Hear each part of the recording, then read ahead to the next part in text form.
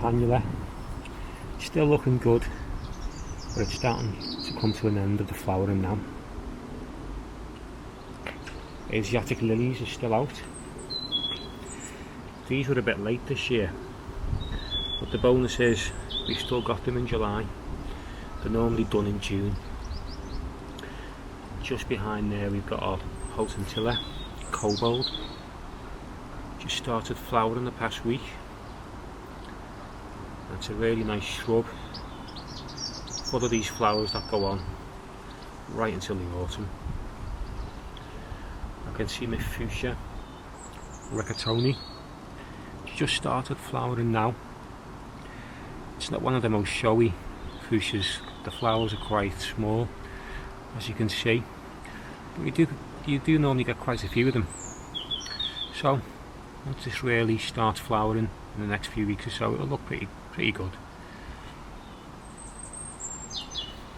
The Hebe Caledonia has started flowering, and once again with all Hebes, the bees are making the most of that.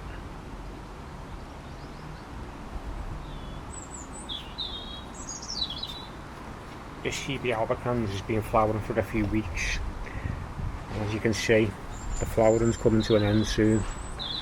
Still looks good from a distance, even with what's left. There's a shame with this salicafolia, this willow Hebe. It's got some really nice delicate flowers on this one, and I think as this gets bigger, it's going to look really impressive in this corner.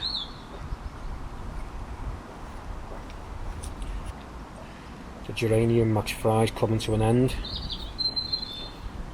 As you can see, flowers for a good month, possibly 6 weeks, and then they'll just need to be tidied up.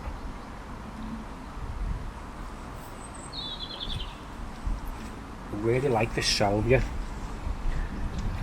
Out of the herbaceous salvias, I think this is my favourite. It's called East Friesland.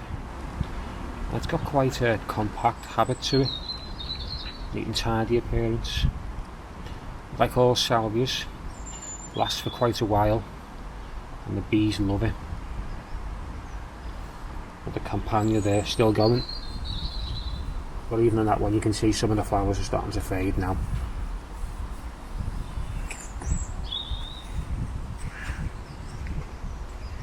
This has just started.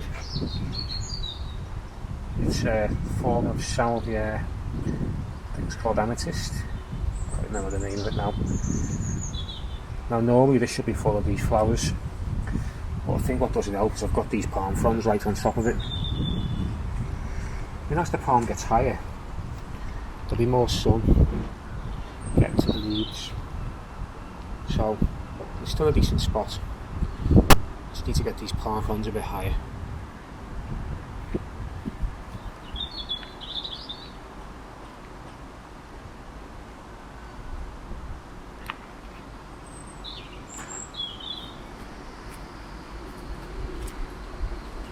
Another form of herbaceous salvia.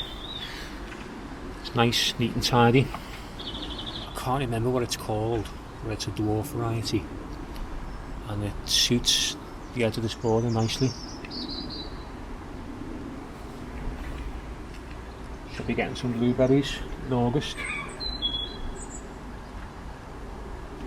Asiatic lilies just popped up there. You see these every spring, but they come back every year. Only flower for about 2 weeks, but they do the job while they're here. I've recently just done a video on this one, yellow aristata, and that's in full bloom. Looks great. And next to it you can see the Barbary Admiration, and as it gets warmer you can see you get a little yellow tinge to the edge, and this red gets darker. Really impressive plant that.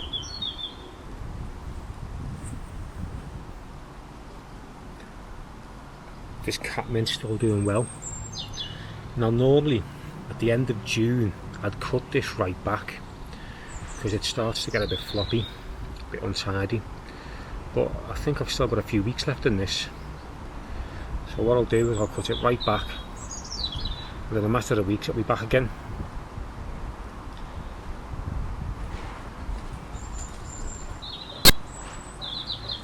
So this salvia is coming to an end.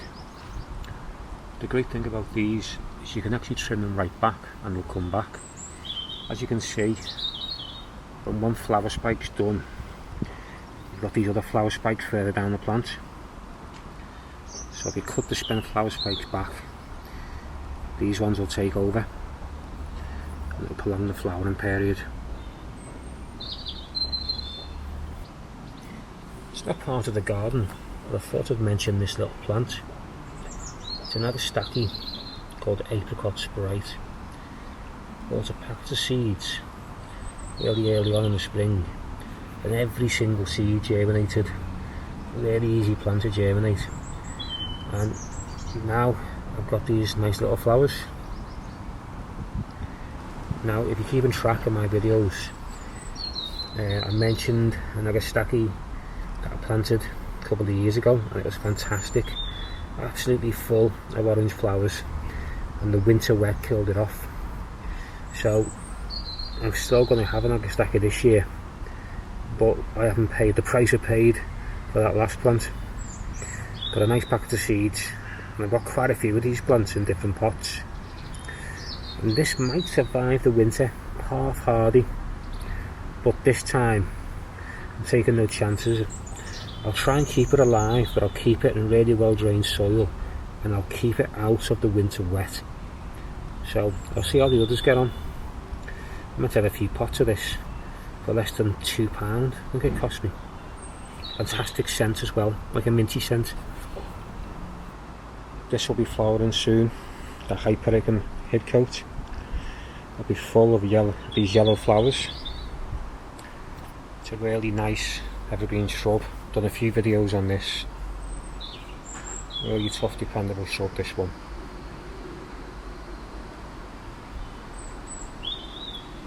This Gean Totally Tangerine is still flowering. There's not as many flower spikes this time of year.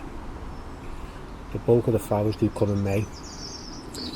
But even so, it will still carry on going all the way through to the autumn.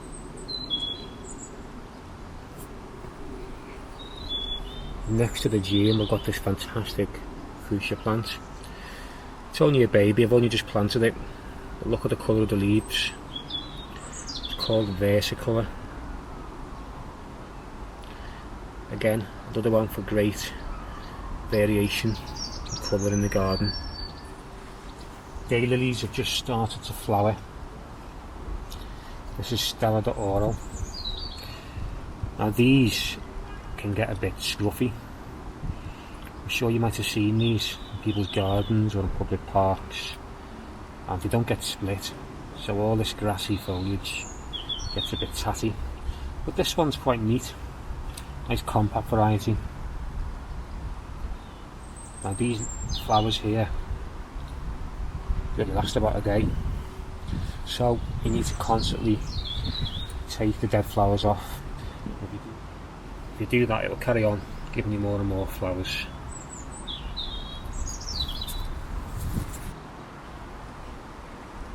Geraniums, they're great for reliability. You can cut this back many times throughout the year, it'll just keep coming back, giving you more flowers.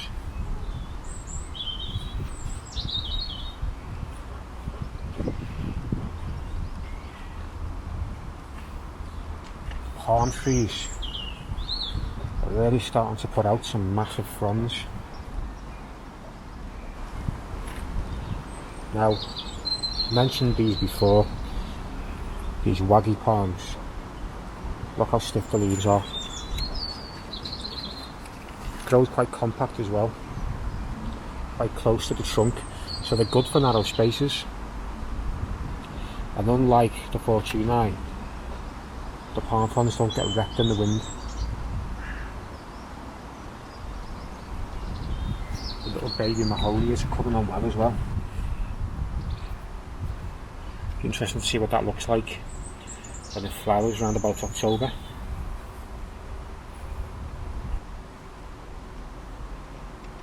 Thanks for watching, and don't forget to subscribe.